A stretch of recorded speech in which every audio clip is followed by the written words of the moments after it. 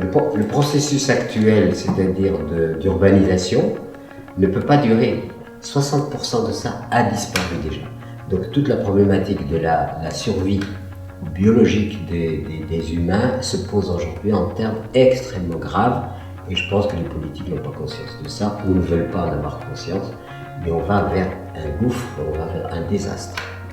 Nous, les frontières n'ont aucune signification pour nous parce que nous ne voulons pas être prisonniers d'une problématique nationale.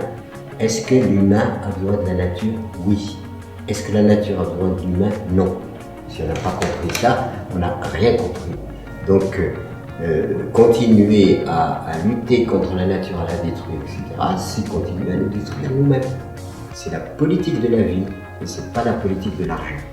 Voilà. C'est ce que nous voulons réaliser vraiment objectivement. Aujourd'hui, il y a une contradiction entre le système qui dit toujours plus, toujours plus, toujours plus, toujours plus, intègre l'être humain comme étant dans l'insatisfaction. Au lieu de dire, mais tu as à manger, tu es bien vêtu, tu as un toit sur ta tête, tu peux te soigner, tu as ce qu'il faut. Ben non, il dit, tu n'as pas. Et donc, ce qui fait que l'être humain est manipulé et on voit des brigades de gens pousser des caddies pour consommer. Parce que ce n'est pas une machine économique, c'est une machine de prédation et d'accaparement de ressources pour une minorité humaine. Donc c'est ça la manipulation de l'être humain, et l'être humain se sent toujours en manque. Tout le temps en manque, il manque. Les sociétés très riches sont des sociétés où le bonheur intérieur, c'est-à-dire la joie intérieure, est la plus rare, et on va chercher des substances pour essayer d'avoir l'impression d'être heureux. Le fait qu'on éduque les enfants sur la compétition et non sur la coopération, au lieu d'être un adulte coopérateur, ça fait un adulte dualiste.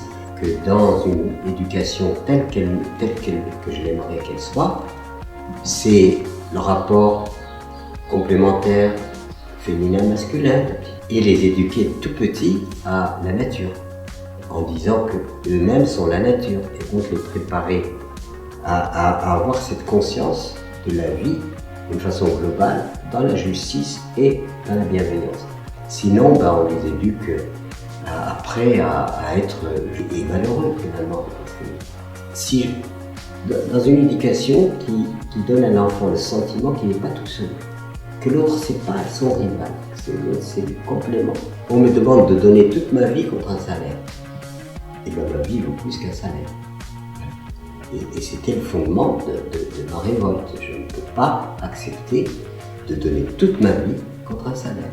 Les poubelles, les Occidentaux sont remplis, et de l'autre côté, des mamans ne peuvent pas donner un bol de riz à leurs enfants. Il y a énormément d'innovation dans la société civile. Et je crois que la société civile est devenue un laboratoire qui prépare réellement l'avenir. Et c'est la politique qui part du principe. Il y a la politique ordinaire, cette croissance économique, etc., le PNB, le PIB. Et il y a notre politique à nous, c'est l'être humain et la nature. Et à partir de l'être humain et la nature, nous faisons de la politique et nous organisons le monde dans cette exigence. Il faut que l'humain soit heureux, il faut que la nature soit respectée. Nous, c'est ça la politique. Et là, nous faisons de la politique. Beaucoup de gens essayent de travailler pour changer la société. Alors il s'agit, espérons, on aura la chance peut-être d'avoir des politiques assez intelligentes pour appuyer les initiatives du changement. Ça oui, ça serait intéressant.